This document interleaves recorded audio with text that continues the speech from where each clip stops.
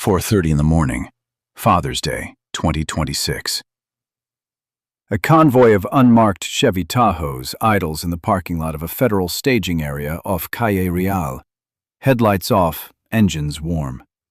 17 agents from Homeland Security Investigations and Enforcement and Removal Operations check sidearms, radios, and a printed target list of 14 addresses across Santa Barbara's Westside and Eastside neighborhoods.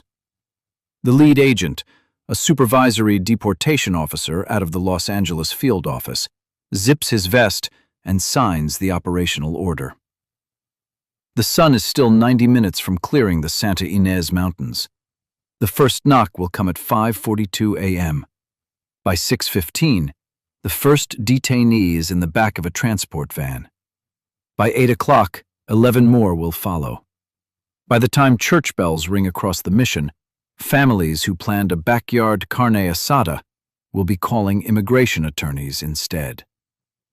This is the story of how the operation came together, why the date was chosen, and what happened when one detained family refused to disappear quietly. The operation has a name on the internal documents. Agents call it a targeted enforcement action, part of a regional surge funded under the fiscal year 2026 Department of Homeland Security appropriation that allocated an additional $4.1 billion to ERO operations nationwide. Santa Barbara was not the largest target.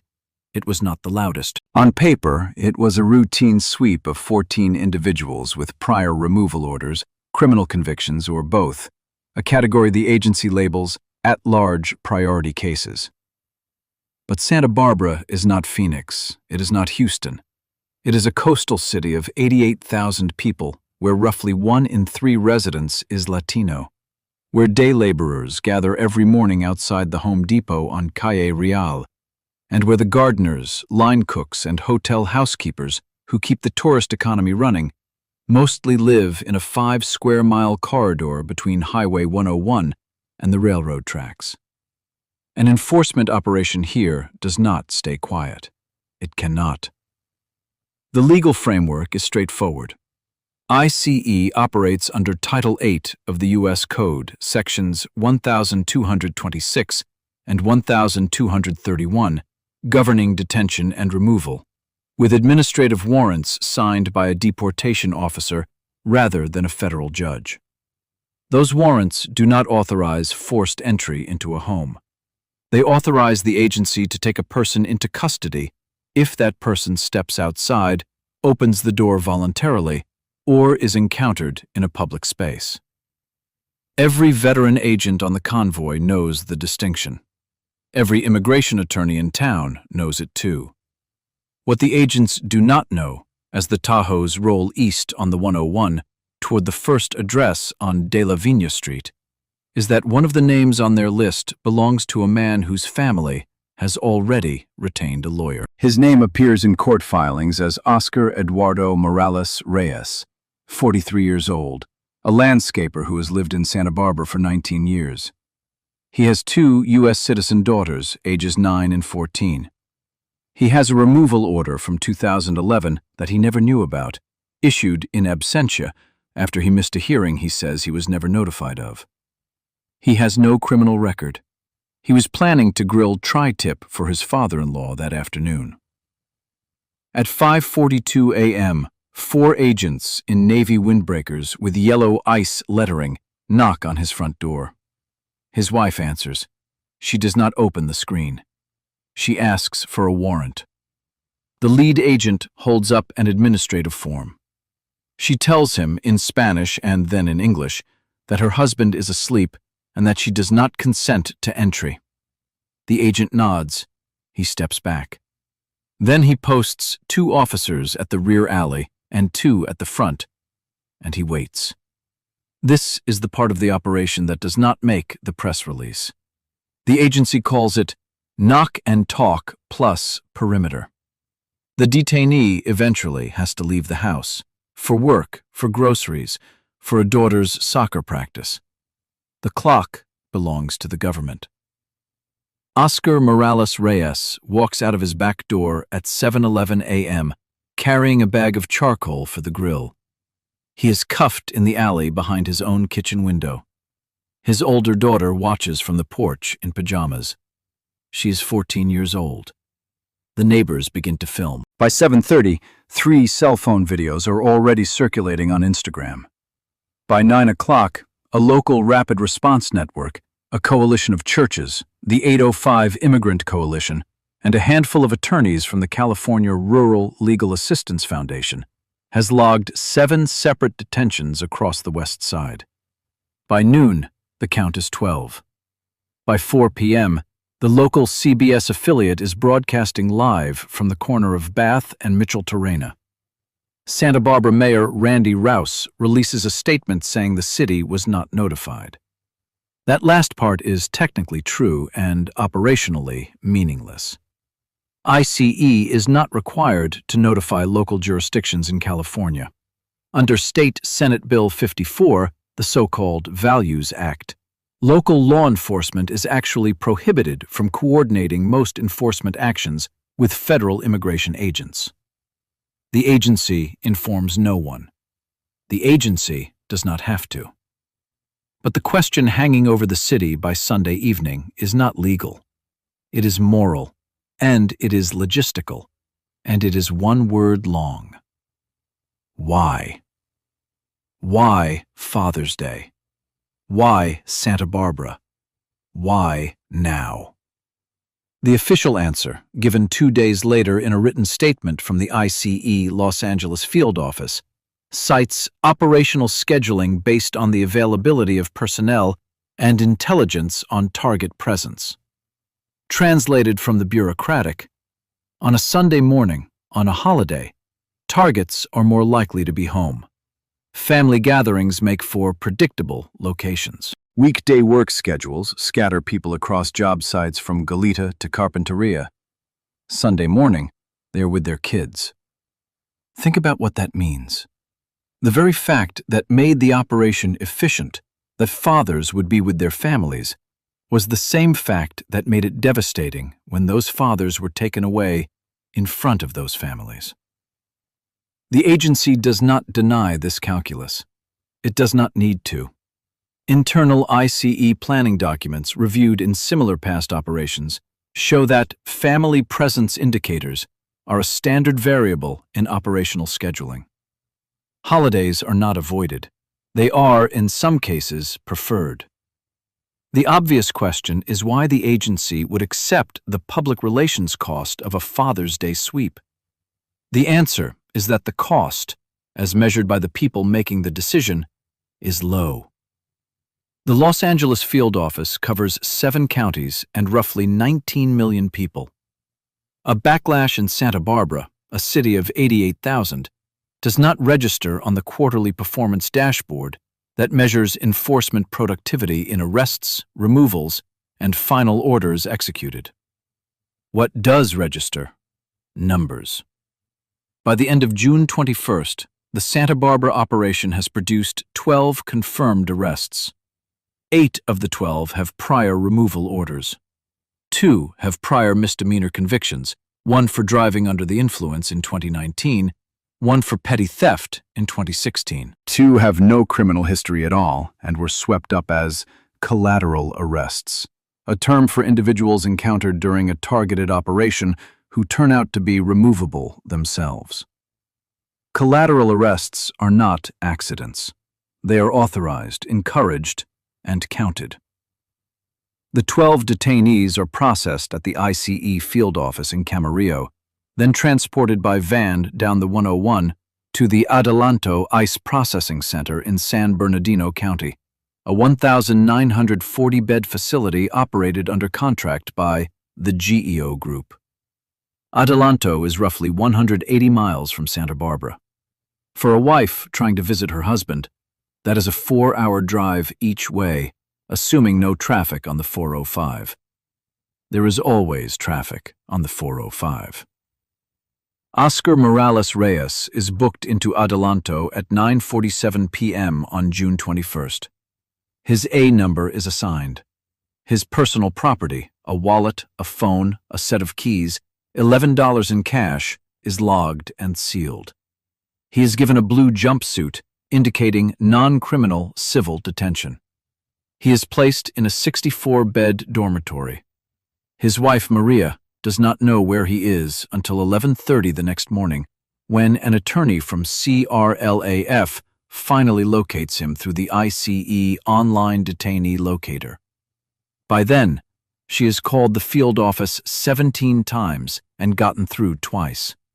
Both calls end the same way, a recorded message telling her to check the online locator, the same locator that for 19 hours had listed her husband as in transit, with no destination field populated. She finally reaches him by phone on Tuesday afternoon. The call lasts 7 minutes. He tells her not to bring the girls to Adelanto. He does not want them to see the razor wire. This is where the family makes the decision that changes the trajectory of the entire story. They go public. On Tuesday, June 23rd, Maria Morales-Reyes stands on the steps of Santa Barbara City Hall with her 14-year-old daughter beside her and reads a statement in Spanish, then in English. She names her husband. She names his employer.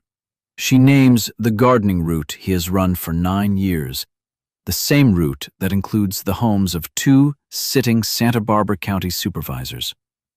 She holds up a photograph of him at her father's birthday party 3 weeks earlier, wearing a paper crown his daughter made him. The footage goes everywhere. KEYT, KSBY, the Los Angeles Times, eventually the Associated Press. By Wednesday morning, 3 members of California's congressional delegation have requested briefings from the Department of Homeland Security. By Thursday, a federal habeas petition is filed in the Central District of California challenging the validity of the 2011 in absentia removal order. The petition argues that Morales-Reyes was never properly served with notice of his hearing, that the notice was mailed to an address he had moved out of 6 months earlier, and that under the Supreme Court's 2021 decision in Nis Chavez versus Garland, the government's failure to provide a single, complete notice to appear in one document renders the removal order voidable. The legal argument is not exotic. It is the same argument that has succeeded in reopening thousands of in absentia removal cases since 2021. What is unusual is the speed. Most detainees do not have a lawyer within 24 hours. Most do not have a press conference within 48. Most are deported before the paperwork catches up. Morales-Reyes has a stay of removal by Friday, June 26th. The other 11 detainees do not. This is the part of the story that does not trend on social media. While one family's case attracts cameras and congressional letters, 11 other men move through the system on the standard timeline. 3 accept voluntary departure within 72 hours, signing forms in English they do not fully read, choosing to leave on their own rather than fight from inside a detention center. 2 are transferred to a facility in Eloy, Arizona, because Adelanto is over capacity. 1 is flown out of Alexandria, Louisiana, on an ICE air charter to Guatemala City on the morning of June 30th. He is on the ground in Guatemala by 2 p.m. local time, 9 days after he was detained behind his apartment in Santa Barbara. His name does not appear in the Los Angeles Times. His daughter does not stand on the steps of City Hall. The system worked exactly as designed. That's the problem. The agency's defenders point to the numbers and call the operation a success. 12 arrests, 10 removals or removal proceedings initiated. A unit cost, per the rough math on the FY26 budget, of somewhere between $18,000 and $22,000 per arrest when you factor in agent salaries, vehicle costs, detention bed days, and transportation. By the metrics that matter inside the building at 512th Street Southwest in Washington, D.C., Santa Barbara on Father's Day was a clean operation. The agency's critics point to the same numbers and ask a different question. 2 of the 12 had any criminal history. 8 had removal orders that, in several cases, may not have survived legal challenge if challenged. The collateral arrests included a man whose only documented offense was being inside an apartment when agents arrived looking for someone else. He had lived in the United States for 22 years. He had a pending U visa application based on his cooperation as a witness in a 2022 armed robbery case. That application is now functionally moot. The detective who filed the certification for him learned of his arrest on Monday morning from a text message sent by the man's brother-in-law. The real villain here, some will argue, is not the agents who knocked on the doors. It is the architecture of an in absentia removal system that produces orders against people who never knew they had a hearing, then sits on those orders for 15 years until a Sunday morning convoy comes to collect. That architecture is not the agent's invention. They are the enforcement layer of a policy stack built by Congress, refined by successive administrations, and funded by appropriations bills most voters never read. But the agents are the face of it. They are the ones at the door. They are the ones whose body cameras record the daughter on the porch in her pajamas. By the second week of July, the Santa Barbara City Council passes a resolution condemning the operation. The resolution has no legal effect. It cannot bind ICE. It cannot recall the deportation flights. In the words of the council members who voted for it, it is a statement of values. The vote is 6-1. That same week, the ICE Los Angeles field office quietly reassigns 3 agents from the Santa Barbara operation to a new surge in the Inland Empire. The convoy reassembles. The Tahoes roll east. Here is the detail that does not appear in any press release. Inside the operational order signed on the morning of June 21st, in the section labeled Risk Mitigation, there is a single line noting that the operation should be media cognizant due to holiday timing. The agency knew. The supervisors knew. The field office knew that Father's Day would generate coverage. The operation proceeded anyway because the productivity gain, targets at home, families gathered, easy collars, outweighed the projected reputational cost. It was a cold calculation, but by the internal logic of the agency, it was a correct one. You might wonder why the family's lawyer thought going public would help rather than hurt. The answer is that for a detainee with a solid legal claim, publicity is one of the few levers that exists. ICE has wide discretion. Field office directors can grant prosecutorial discretion, defer removal, release on an order of recognizance. They almost never do so quietly. They do so when a case becomes expensive, in attention, in congressional inquiries, in lawyer hours. Maria Morales Reyes did not make her husband's case stronger in court. She made it more expensive to deport him. You might also wonder why none of the 12 detainees were held in Santa Barbara County. The answer is that California's Senate Bill 29, passed in 2017, prohibits county jails from contracting with ICE for new or expanded detention. The closest functioning ICE detention facility to Santa Barbara is Adelanto. The agency's logistics chain runs through GEO Group's contracted bed space, and that bed space is in the high desert, 3 hours away from the families of the people in the beds. The distance is not an accident. It is the structure of the system. And you might wonder, finally, what happened to the 14th address? The convoy hit 13 of the 14 homes on the target list that morning. The 14th, a small bungalow on the east side, was empty when agents arrived at 8:15 a.m. The target had left the previous night to drive his father, visiting from Oaxaca, to a Father's Day breakfast in Ventura. They were eating chilaquiles at a diner off the 101 when the agents knocked on a door no one would answer. He returned to Santa Barbara 2 days later, packed a suitcase, and moved his family to a relative's house in Fresno County. He has not been arrested. He has also not slept through a full night since. 4:30 in the morning, Father's Day, 2026. The convoy that idled in the parking lot off Calle Real produced 12 arrests, 10 removal proceedings, 1 habeas petition, 1 stay of removal, 1 city council resolution, and 1 14-year-old girl who now flinches every time a car door slams on her street. The operation cost the federal government, by conservative estimate, somewhere north of $240,000. By the agency's own metrics, it was a successful day.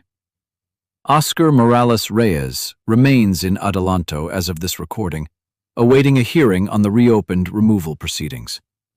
His daughter still has the paper crown. It sits on top of the refrigerator where he left it.